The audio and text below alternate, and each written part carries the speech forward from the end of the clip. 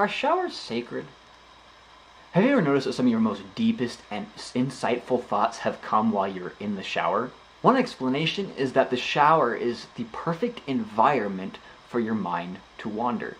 Mind wandering has kind of gotten a bad rap in recent years, and now when you hear the word mind wandering, you probably think of that kid in class who couldn't pay attention. However, mind wandering has recently been found to be crucial in creative thinking and contemplating difficult aspects of our lives. Perhaps the more we understand why and how our minds wander, perhaps we can take advantage of these opportunities to think creatively and contemplate these things that actually matter in our lives. Many of us also probably are hesitant about mind wandering because we're also told that when our minds begin to wander, that our brains are somehow shut off like a light switch. However, this just isn't the case. Just like how your mind is constantly active when you are participating in an activity, there are certain regions in your brain that are only active when you are doing nothing. This is known as the default mode network and is responsible for daydreaming, recalling memories, envisioning the future, and also is what allows us to be able to take introspection of our own lives. So essentially, the default mode network helps us to make sense of the activities that we are engaged in on a day-to-day basis.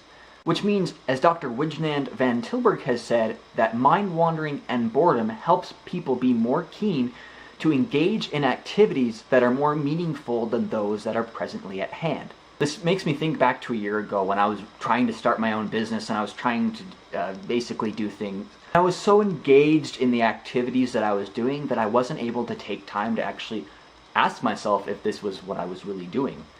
Or, in fact, were these activities leading me to what I actually wanted?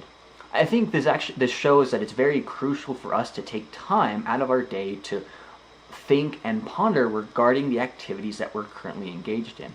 So what then is it about showers that in particular that makes it so that our mind wanders so much?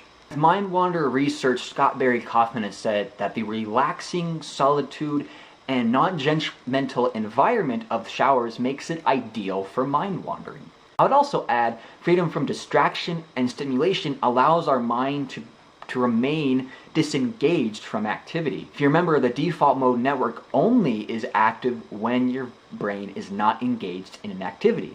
In other words, when our brains aren't receiving input, they remain open to be able to think, and for a long enough period that we can sustain and complete a thought.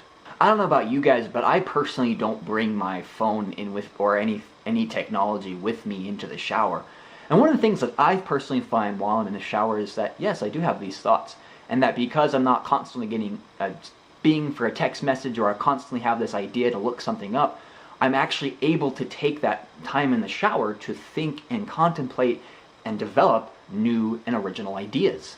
So what this teaches us is that you want to have more deep creative thoughts, you need to set time to be alone, relaxed, and free from distractions. And yes, that includes your cell phone. At this point, you guys, from my past videos, you might think that I'm anti-technology, and in no way am I saying that technology in any way is the bane of our existence and we need to get rid of it completely. Rather, what I'm hoping that I'm portraying here is that we need to be aware of how we interact with our devices. Another thing to be aware of too is how busy we keep our schedule. As Bridget Schultz has said, it's a very American thing. We want to be the best, and we want to be hardworking, and I'm all for that. I'm also not for becoming slackers.